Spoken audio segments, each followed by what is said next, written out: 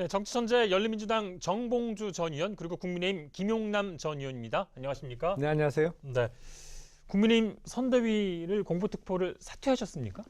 예, 뭐 이게 약간 애매하긴 한데 지금 선대위가 해체된 상황이잖아요. 제가 이준석 대표의 사퇴와 최근까지 김종인 위원장의 그 사퇴를 주장해온 사람 중에 하나로서 강하게 하셨죠.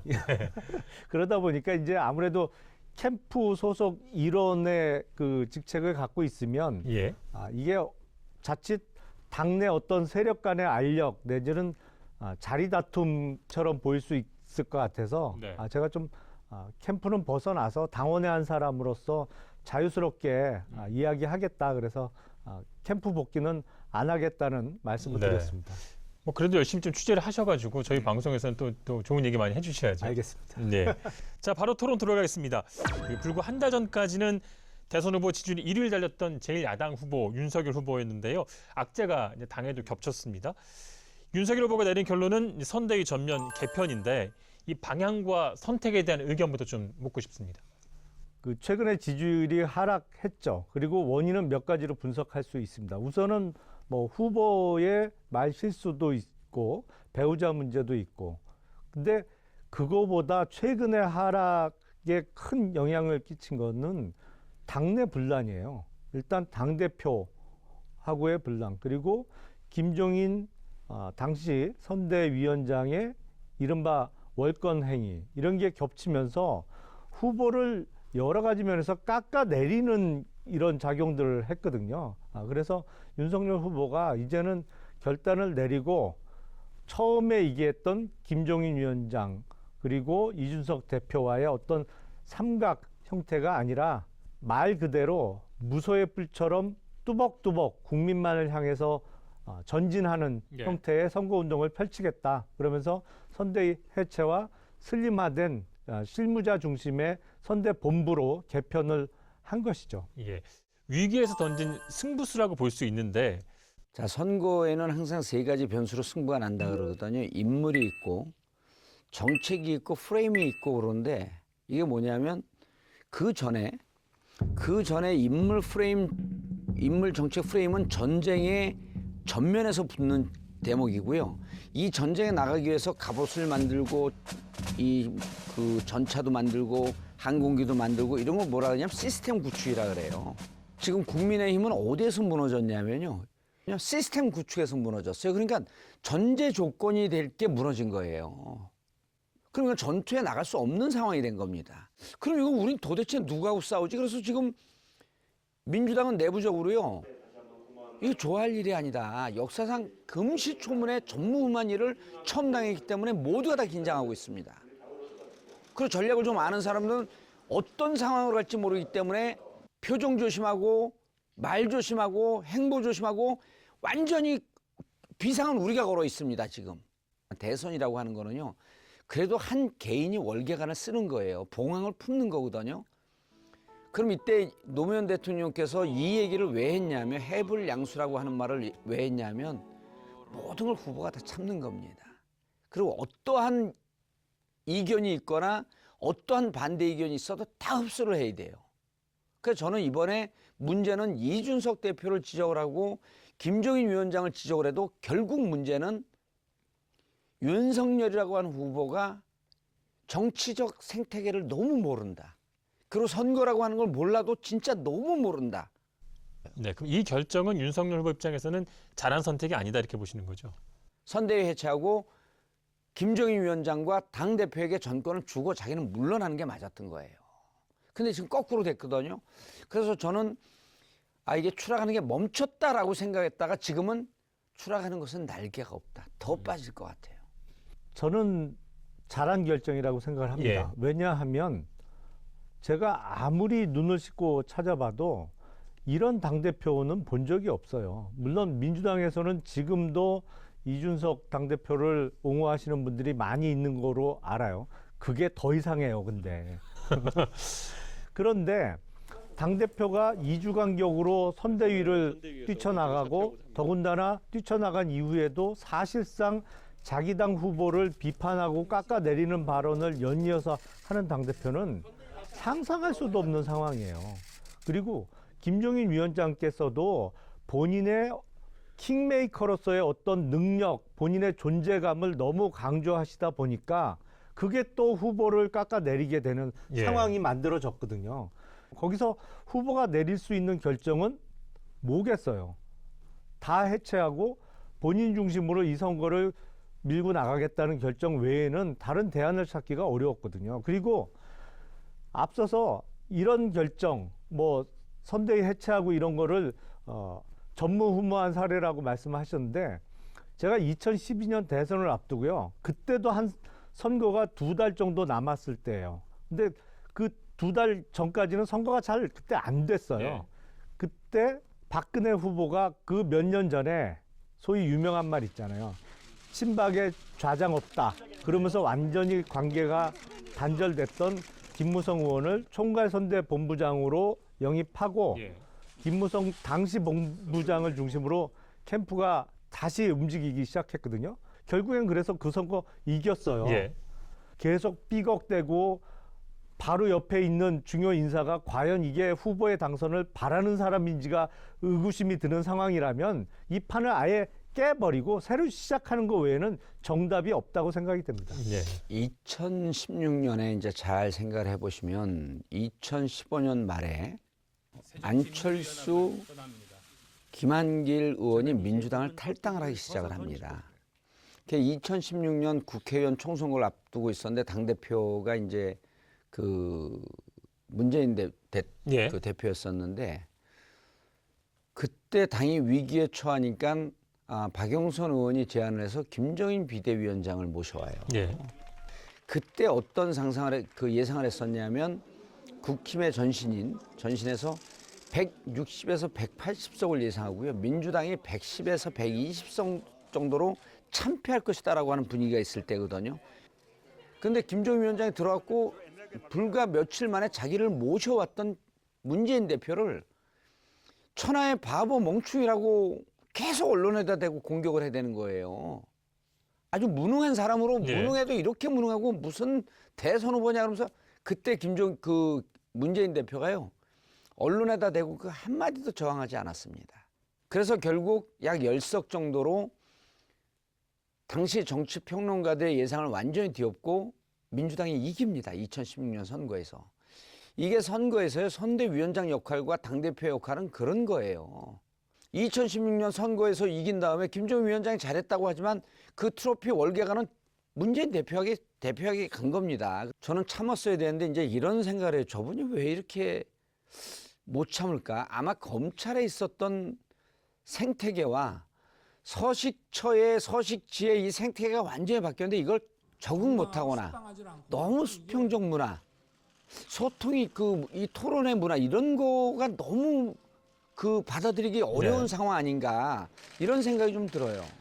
제가 보기에는 지금 드신 예는 적절하지 않아요. 왜냐하면 2016년 총선에서는 문재인 당시 대표는 후보가 아니었죠. 예를 들어서 그때 2016년 총선을 앞두고 영입된 김종인 당시 민주당 비대위원장이 각 총선 선거구마다 다니면서 민주당 후보를 깎아내리고 예. 무능력하다 이렇게 얘기했다면 그 선거가 될 수 있었겠어요? 총선의 그러니까 구도와 지금 그게 이 아니고, 선거는 예. 대통령 선거거든요. 그리고 대통령 선거의 후보는 윤석열 후보예요. 근데 선대위원장이 후보를 깎아내리는 상황이 되면 그거는 있을 수 없는 일이죠. 같이 하기가 어려워지는 거죠. 그렇기 때문에 선거라고 하는 건 국회의원 총선거나 대통령 선거나 다를 바가 없어요. 전체 흐름은 똑같이 가는 거고, 자꾸 그 선대위원장 그다음 당대표가 후보를 깎아내렸다고 하는데, 그럼 겉으로 이렇게 노출되기 그 전에 이면에 후보와 당대표의 충돌, 후보와 선대위원장의 충돌 이런 게 있어서 안 된다는 거예요. 설사 있었으면요. 충돌하는 과정에서 끝냈어야 되거든요. 왜 어떻게 끝내냐면 후보가 지는 겁니다. 왜? 선거에 이기기 위해서 지는 거예요. 근데 그걸 안 진 거예요. 당장 감정 싸움에서 이겨. 근데 선거에 나왔으면 우리는 땡큐. 잘한다 윤석열. 근데 우리도 좀 창피해. 진검승부를 하고 싶다는 얘기예요. 전략적으로 후보가 참아야 유리해진다는 말씀은 이준석 대표를 안 겪어봐서 하실 수 있는 말씀이세요. 술자석에서 많이 한번 겪어봤는데 겪어보세요. 아니 겪어봤어요. 술자석에서 많이 겪어봤고 또 시끄럽고 머리 많은데 제가 겪고 나니까 지가 술값 내고 나가더라고요. 일단 윤석열 그건 후보의 훌륭한 친구예요. 예, 윤석열 후보 개인의 판단이니까요. 결과는 지켜보도록 하고. 자, 그래서 이준석 대표 지금 얘기가 나와서요. 이제 선대위뿐 아니라 당 지도부도 대부분 이제 사퇴를 했고 공보특보도 사퇴를 했고요.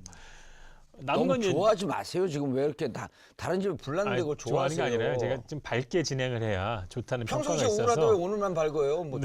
남은 건 이준석 대표인데 본인은 이제 물러날 뜻이 없다 그러고 본인의 역할을 하겠다고 하고요.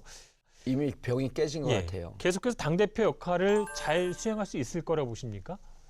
사실은 지난 월요일 날 이미 원내대표를 비롯한 원내 지도부가 일괄 사퇴를 했어요. 제가 좀 궁금했던 거는 선대위가 문제인데 왜 당 원내대표 지도부가 왜 사퇴를 하는지 저는 그게 이해가 좀 안 되더라고요. 아니 그러니까 그 전하고자 하는 메시지는 예. 선거 캠프하고는 상관없는 메시지인 거죠. 네. 원내 지도부 일괄 사퇴의 의미는 당대표 물러나란 얘기거든요. 예. 정치라는 것이 도리가 있고 관행이 있잖아요.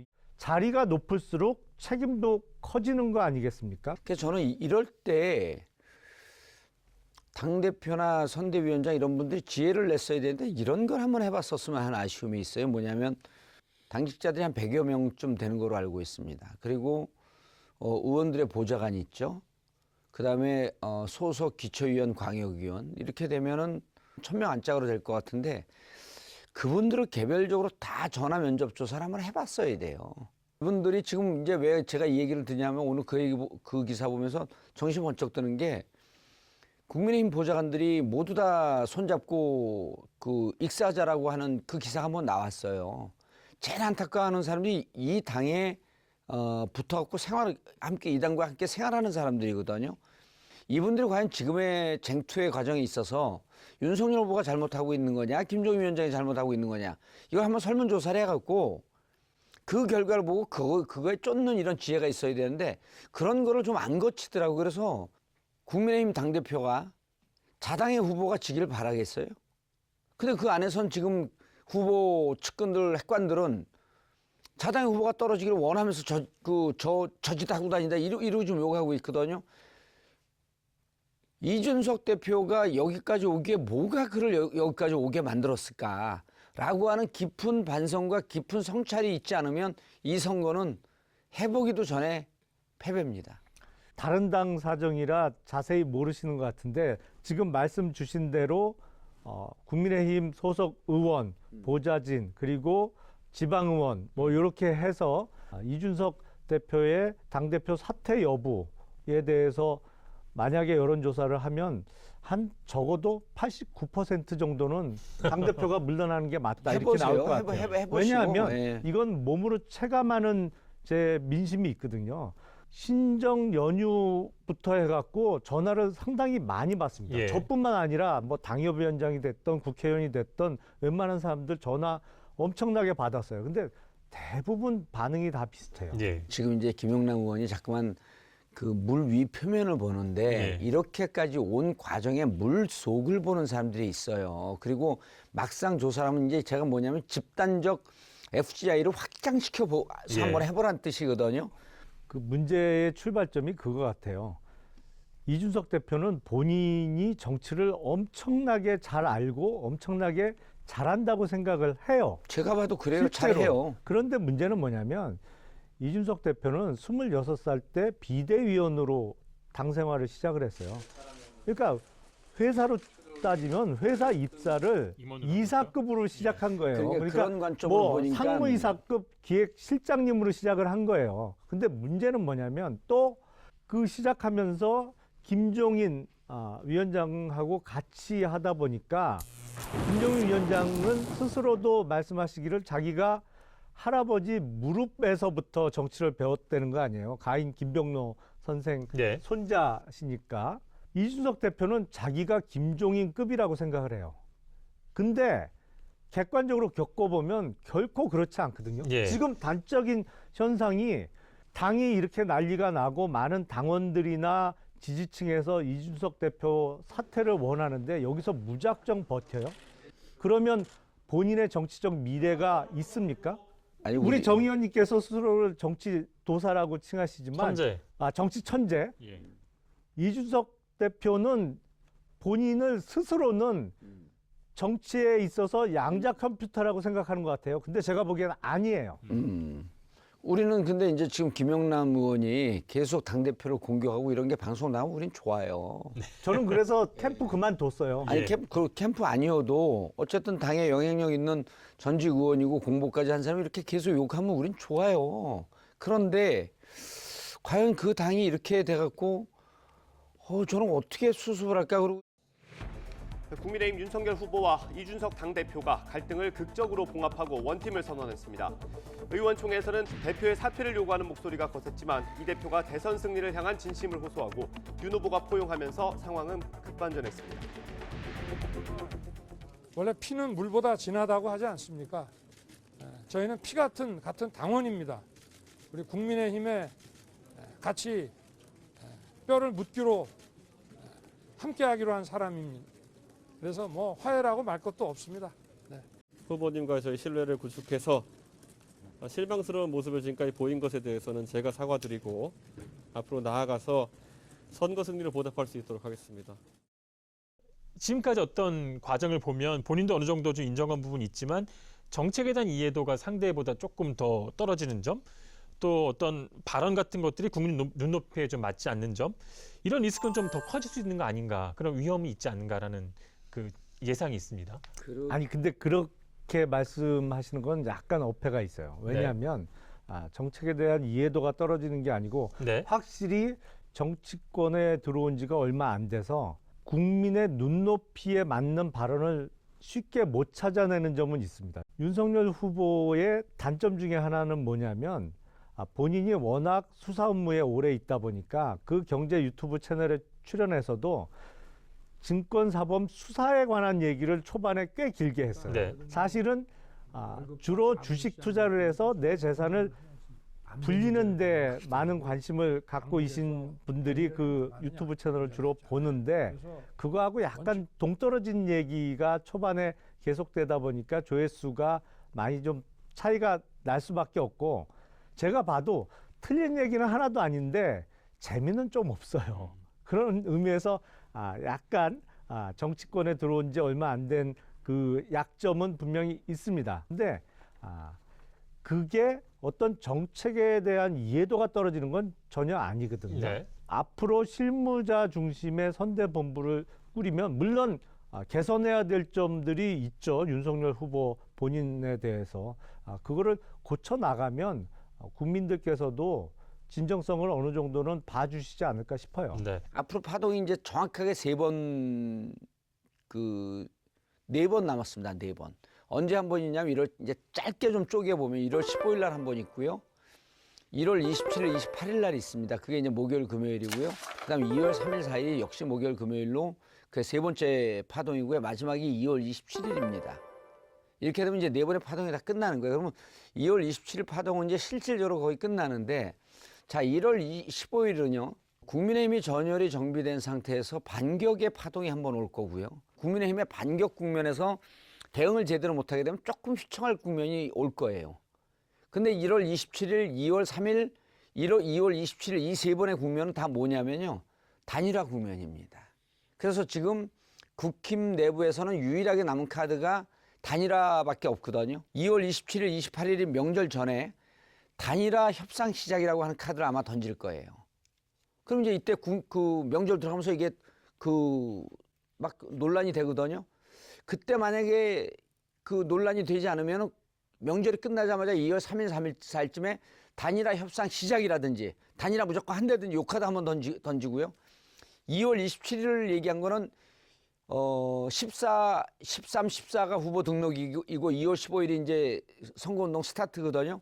그럼 12, 13쯤에 단일화가 최종 데드라인인데 지금 흘러가는 흐름으로 봐갖고는 안철수 후보가 끝까지 버틸 것이기 때문에 투표용지 인쇄되는 28일 전날 2월 27일까지 아마 단일화를 해낼 겁니다. 그럼 이때까지 파동인데 이 말씀을 제가 미리 드린 이유는 우린 예측하고 있다. 예. 지금 그 날짜까지 특정해 가면서 뭐 파동이 어떻게 될 거라고 말씀 주셨잖아요. 이게 뭘 연상시키냐면 주가 변동과 관련해서 엘리엇 파동 이론이라는 게 있어요.